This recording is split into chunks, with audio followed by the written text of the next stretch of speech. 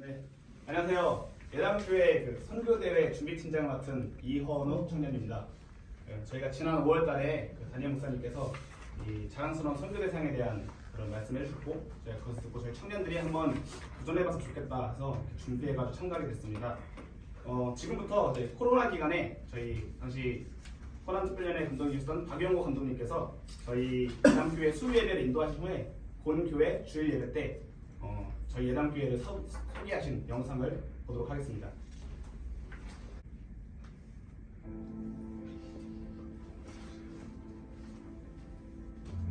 저게 어느 교회냐면 여수 광양에 있는 한철이 감리산 교회. 2002년에 교회를 개척했어요. 2층을 조그만 거다가 시작하고 두 번째 옮기고 세 번째 옮기고 네 번째 2018년에 저 종교부지 땅을 사가지고 교회를 졌어요. 교회가 너무 예쁘고 그리고 주변에 공원이고 그래서 어떻게 이렇게 할 수 있었느냐. 제가 놀란 건 다른 게 아니에요. 하나님께서 이 교회를 주시고 야, 이 교회는 좀 특별한 교회다. 살아있는 교회다. 신앙이 살아있는 교회다. 예배를 시작을 하는데 목사님이 안 나가고 중학생들, 고등학생들, 청년 한 명 뒤에서 그리고 쟤들이 예배를 인도하는 거예요. 찬양을 인도하고 애들만 대부분은 다 학생들, 중학생들, 초등학생들, 고등학생들, 청년들 이런 아이들이 그래서 아니 이런 상황인데도 애들이 이렇게 많이 갔잖아. 수련회, 성경학교 전부 봉사하고 음성 관절 받고 마스크 쓰고 하니까 아버지가 하나님 말씀에 순종하는 지금도 기적이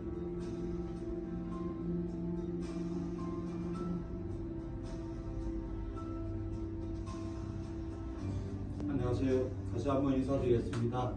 호남특별연회 여수 광양지방 예당교회 한철희 목사입니다. 먼저 이렇게 기회 주셔서 감사드립니다. 우리가 우리에게 베풀어진 하나님의 은혜를 한번 전하자. 그것을 이렇게 하는데 오늘 또 심사위원들 보니까 같은 마음인 것 같아서 제가 굉장히 위로가 됩니다. 힘을 얻고 한번 발표해 보도록 하겠습니다. 발표 제목은 더하기만 하여도 복회는 된다, 교회는 부흥한다 제목입니다. 제가 2002년에 예당교회 부임하고 스스로에게 두 가지 질문을 하였습니다. 이 교회에 희망이 있는가? 당시 예당교회는 감리교를 이단시하는 호남 지역에 유흥가 뒷골목 상가 월세교회로 개척 2년 만에 실패하고 연연하다가 문 닫은 교회였습니다. 과연 부흥할 수 있을까? 그러나 어디 하나 희망이 없었습니다. 근데 제가 기도하는 중에 주님께서 제 생각을 바꿔주셨습니다. 세상에 희망이 없다는 것은 하나님께만 희망이 있다는 거다. 그 생각을 주시는 너무 마음이 막 감사했어요. 그래서 그때부터 하나님께만 희망 걸고 한 걸음 한 걸음 해서 오늘까지 왔습니다. 두 번째 질문은 예당교회가 필요한가 했어요. 왜냐하면 당시 광양시는 포스코라고 하는 이 대기업이 생기면서 세워진 도시인데 초기에 자리 잡은 장로교회들이 대형교회들이 많았거든요. 이처럼 대형교회들이 많은데 우리 예당교회가 필요한가? 이러한 물음을 갖게 됐습니다. 개척교회. 근데 교회의 주인은 주님이신데 왜 이 교회를 폐쇄시키지 않았지? 그렇다면 거기에는 하나님의 무슨 뜻과 목적이 있는 거 아닐까? 있다면 무엇일까? 이처럼 물음 기도를 이어갔습니다. 그때 주님께서 깨닫게 하셨는데 지금 저 대형 교회들은 이 시대를 감당했다면 너희 예당교회는 다음 시대를 감당하려고 내가 세웠어. 이런 마음을 주시더라고요. 그래서 그때 그래 우리 교회는 유치부부터 시작한다는 마음으로 도전하게 되었습니다. 그래서 이제 두 번째 옮기면서는 이제 아동부가 아동센터를 통하여 세 번째 교회에서는 이제 학생회가 또 수련회 찬양단 통해서 이렇게 부흥했고요. 네 번째 교회 성전 지면서는 청년의 시대를 이렇게 열어주셨습니다. 제가 그때 깨달은 것은 하나님에게는 다 계획이 있구나. 그러면서 미래 세대를 위해 우리 교회를 세우셨고 앞으로 세워나갈 거다, 이런 확신과 비전이 들게 되었습니다. 이어서 코로나 기간을 어떻게 보냈는가를 세 가지로 말씀드리겠습니다. 첫 번째는 2020년 코로나가 시작되어서 교회들이 활동이 제한받을 때 우리 교회는 더 큰 감격과 감사함으로 예배드렸어요. 왜냐하면 세 번째 삼각교회는 2중 3중으로 다 밀폐했던 곳이거든요. 근데 세성전으로 와서는 창문을 열고 해도 아무 지장이 없어. 너무 감격스러웠어요. 은혜 가운데 사는 게 이런 거구나, 그런 걸 느꼈고요. 두 번째로는 코로나 때에 교회들이 전부 실제로 적극 협조해야 된다. 또 한쪽에서는 아무리 그래도 종교의 자유는 보장해야지, 이런 의견들이 대립하는 그런 상황에 저희는 기도했습니다. 왜냐하면 하나님께만 희망이 있다는 것을 체험했기 때문입니다. 그래서 코로나는 우리 예담교회를 새롭게 변화시켰고 더 다양하고 풍성하게 했습니다. 예를 들어 단체 모임을 금지할 때 우리가 성가대를 할 수 없었잖아요.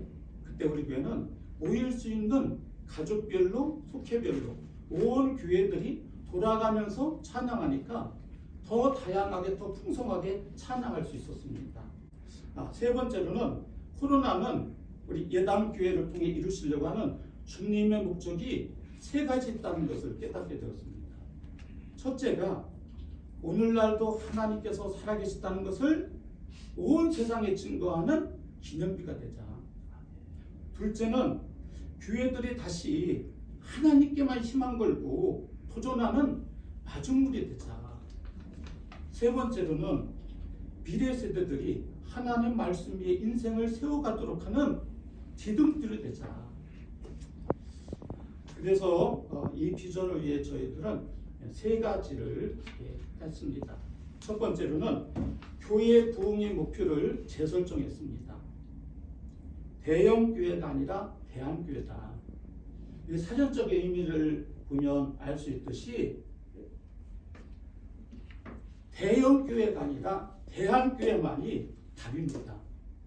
위기에 대안이 되는 교회, 미래에 대안이 되는 교회, 이것이 답이라는 것을 저희는 느꼈습니다. 그리고 두 번째는 그래서 청년들에게 주도권을 이양했습니다. 많은 교회들이 청년들을 위하여 이렇게 말을 하고 있지 않습니까? 그러나 우리 교회는 청년들이 하도록 하고 있습니다. 왜냐하면 청년들이 주체가 되어서 자발적으로 교회 일을 기획하고 준비하고 진행하는데 해가 갈수록 더 좋은 결과를 가져왔기 때문에 그렇습니다. 자료집에 있듯이 어버이 주일 특집, 청년 주일, 수련, 연합 수련회 이런 것들을 예를 들 수 있습니다. 셋째, 이를 위하여 청년들에게 기획위원회에 참여시켰습니다. 그랬더니 청년들이 자신들의 미래를 위하여 신앙 공동체를 세워가고 있습니다. 조금 시간 되면 소개하고 싶은데 그 중에 하나가 이 청년들이 학생의 교사를 하는 겁니다.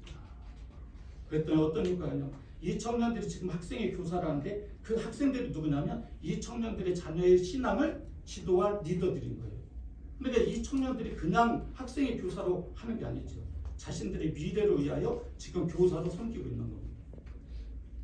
이처럼 코로나는 재난이었지만 하나님께서는 이 재난을 통해 우리 예담교회를 본질을 회복하고 사명과 비전을 향해 나아가게 했습니다. 저희 예담교회 20년을 통하여 제가 확실하게 말씀드리고 싶은 것이 있습니다. 하나님이 하셨습니다. 20년. 하나님이 하십니다. 결론입니다. 하나님이 하시면 됩니다. 그러므로 더하기만 할 줄 알아도 목회는 된다. 교회는 부흥한다. 비결은 하나님을 더하는 것이었습니다. 목회에 하나님의 주권을 인정하는 것이었습니다. 이것이 우리 예담교회의 이야기입니다. 우리 예담교회의 이야기가 이 땅의 교회들에게 자그마한 희망의 불씨가 되었으면 좋겠습니다. 감사합니다. 한번 가보세요.